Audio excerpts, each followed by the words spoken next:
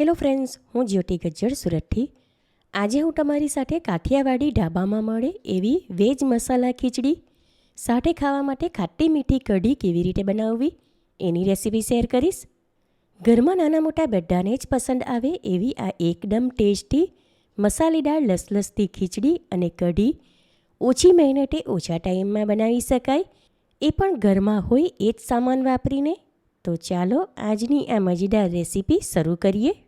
સૌથી પહેલાં ખીચડી માટે એક વાસણમાં અડધો કપ છોડાવાળી મગની દાળ અને 1 કપ ચોખા લઉં છું. આ બંનેને ભેગા કરીને 4 થી 5 વાર પાણી વડે સારી રીતે ધોઈ લઈએ. દાળ ચોખા સારી રીતે ધોઈને કોરા કરી લીધા. આમાં પાણી નથી ઉમેરવાનું, આમને આમ સાઈડમાં રાખશું. મેં અહીં ક્રિષ્ના કમોડ ચોખા લીધા. તમારી પાસે નાની સાઇઝમાં જે પણ વેરાયટીના ચોખા હોય એ તમે લઈ શકો. ખીચડીમાં નાખવા માટે મેં અહીં કેટલાક શાક ઝીણા કાપીને લીધા.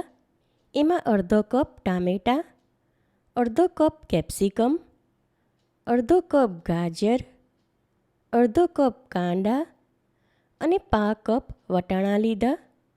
એક નાની સાઇઝના બટાકાની છાલ ઉતારીને પાણી વડે ધોઈ લીધો હતો, એને પણ નાની ટુકડીમાં કાપી લઈશું.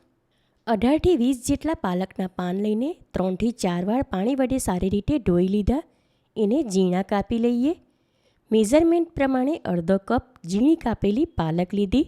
હવે આગળના સ્ટેપમાં ખીચડી અને કઢી બંનેમાં ચાલે એવો એક લીલો મસાલો વાટી લઈએ. એના માટે 2 ઇંચ આદુનો ટુકડો, 15 કળી સૂકું લસણ અને 6 નંગ તીખા લીલા મરચાં લીધા. આ બધું નાની ટુકડીમાં કાપી લઈએ. ત્યાર પછી એને ખાંડણીમાં લઈને સ્વાદ પ્રમાણે એમાં 1 ટીસ્પૂન મીઠું ઉમેરું છું. હવે આ મસાલો વાટી લઈએ. વાટેલો મસાલો ખાંડણીમાંથી ડીશમાં કાઢી લઉં છું. આમાંથી 1 ટીસ્પૂન જેટલો કઢી બનાવીએ એમાં નાખશું અને બાકીનો બધો ખીચડી બનાવીએ એમાં નાખશું. આખા મસાલામાં 5 લવિંગ, 3 ટુકડા તજ, 1 ચક્રી ફૂલ, 1 તમાલપત્ર અને 1 ટેબલસ્પૂન સિંગદાણા લીધા. હવે આગળના સ્ટેપમાં ખીચડી બનાવવા માટે એક પ્રેશર કુકર લઈને સ્ટવ ઉપર ગરમ કરવા મૂકી દીધું. ત્યાં ગેસ ફ્લેમ મીડિયમ તરફ રાખીને કુકરમાં 2 ટેબલસ્પૂન જેટલું તેલ અને 1 ટેબલસ્પૂન દેશી ઘી લઉં છું. ઘી પીગળે ત્યાર પછી એમાં 1 ટીસ્પૂન જીરું ઉમેરી એને થોડી સેકન્ડ માટે શેકી લઈએ. હવે એમાં આખા મસાલા અને સાથે 2 નંગ લાલ વઘારના મરચાં ઉમેરું છું. હવે થોડી સેકન્ડ પછી એમાં સિંગદાણા ઉમેરી એને પણ શેકી લઈએ. સાથે એમાં 1/3 ટીસ્પૂન જેટલી હિંગ ઉમેરું છું.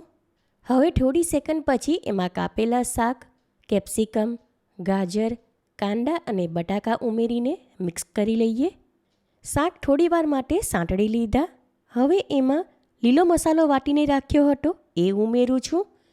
સાથે 1 ટીસ્પૂન ભરીને તીખું લાલ મરચું, અડધી ટીસ્પૂન હળદર અને 1 ટીસ્પૂન ધાણાજીરું પાવડર ઉમેરી મસાલા પણ શાક સાથે મિક્સ કરીને સાંતળી લઈએ.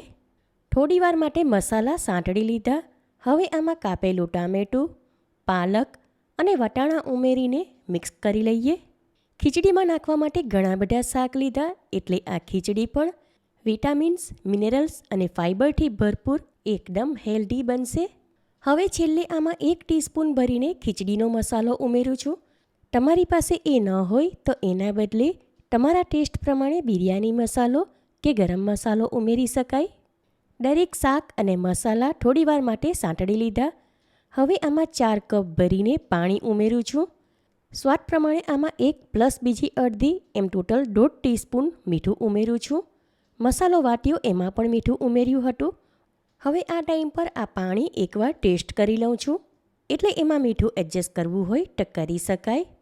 આમાં મીઠું ઓછું લાગે છે માટે 5 ટીસ્પૂન જેટલું ઉમેરું છું. પાણી ગરમ થઈને ઉકળવા લાગ્યું તો હવે ધોઈને રાખેલા દાળ ચોખા આમાં ઉમેરી દઉં છું. જરૂર પ્રમાણે આમાં બીજું અડધો કપ પાણી ઉમેરું છું. ત્યાર પછી કુકર ઉપર ઢાંકણ લગાવી દઈએ. ફ્લેમ લો ટુ મીડિયમની વચ્ચે રાખીને કુકરમાં 4 વિસલ આવે ત્યાર પછી ગેસ ફ્લેમ ઓફ કરી દઈશું. ખીચડી પ્રેશર કૂક થાય છે ત્યાં સુધીમાં કઢી બનાવી લઈએ. એના માટે એક વાસણમાં 1 કપ ભરીને ઘરનું જમાવેલું દહીં લઉં છું.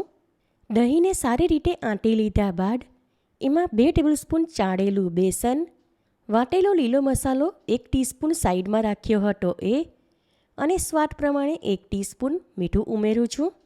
હવે ફરી દહીંને વિસ્ક વડે આંટીને એમાં આ બધું સારી રીતે મિક્સ કરી લઈએ.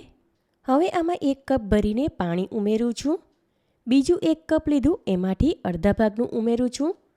જરૂર પ્રમાણે બાકીનું અડધું પણ ઉમેરી દઉં છું. હવે આ કઢી ઉકાળી લઈએ. કઢીનો વઘાર તૈયાર કરવા માટે 2 નંગ સૂકા લાલ વઘારના મરચાં, 2 ટુકડા તજ, 4 લવિંગ, અડધી ટીસ્પૂન જેટલા મેથીના દાણા અને થોડા ફ્રેશ કઢી લીમડાના પાન લીધા. બીજી તરફ કઢી ઉકાળવા મૂકી એમાં કન્ટિન્યુ ચમચો ફેરવતા રહીએ એટલે ફાટી ન જાય. હવે આ ટાઈમ પર કઢી એકવાર ટેસ્ટ કરી લઈએ. આમાં મીઠું ઓછું લાગે છે માટે એડજસ્ટ કરવા 1/2 ટીસ્પૂન જેટલું ઉમેરું છું. થોડી વાર પછી કઢી ગરમ થઈને ઉકળવા લાગી માટે આ વાસણ સ્ટવ ઉપરથી નીચે ઉતારી લઉં છું અને ત્યાં કઢીનો વઘાર તૈયાર કરવા માટે એક પેન લઈને સ્ટવ ઉપર ચઢાવું છું. ગેસ ફ્લેમ હવે મીડિયમ તરફ રાખીને પેનમાં 2 ટીસ્પૂન જેટલું દેશી ઘી લઉં છું. ઘી પીગળીને ગરમ થાય ત્યાર પછી એમાં 1 ટીસ્પૂન જેટલી રાઈ ઉમેરું છું અને રાઈ ચટકી જાય ત્યાર પછી એમાં 1 ટીસ્પૂન જીરું, મેથીના દાણા, બાકીના આખા મસાલા અને કઢી લીમડાના પાન ઉમેરીને મિક્સ કરી લઈએ. વઘાર તૈયાર છે તો હવે એમાં કઢી ઉમેરી દઉં છું. ગેસ ફ્લેમ મીડિયમ તરફ રાખીને કઢીમાં વઘાર સારી રીતે મિક્સ કરી લઈએ. ગળપણ માટે કઢીમાં 1 ટેબલસ્પૂન જેટલો ગોળ ઉમેરું છું. તમારે ગોળના બદલે આમાં ખાંડ લેવી હોય તો લઈ શકાય. કઢીમાં ગોળ ઓગળીને સારી રીતે મિક્સ થઈ જાય અને ત્યાર પછી એમાં એક ઉભરો આવે ત્યાં સુધી આ કઢીને ઉકાળી લઈએ. કઢી તૈયાર છે માટે ગેસ ફ્લેમ ઓફ કરી એને પેનમાંથી ફરી એ જ વાસણમાં કાઢી લઉં છું. ત્યાર પછી એમાં 2 ટેબલસ્પૂન જેટલી ઝીણી કાપેલી કોથમીર ઉમેરું છું. કઢી બનાવી ત્યાં સુધીમાં ખીચડી પ્રેશર કૂક થઈ ગઈ અને એ કુકર પણ ઠંડુ થઈ ગયું માટે એનું ઢાંકણ ખોલું છું. ખીચડી તૈયાર છે.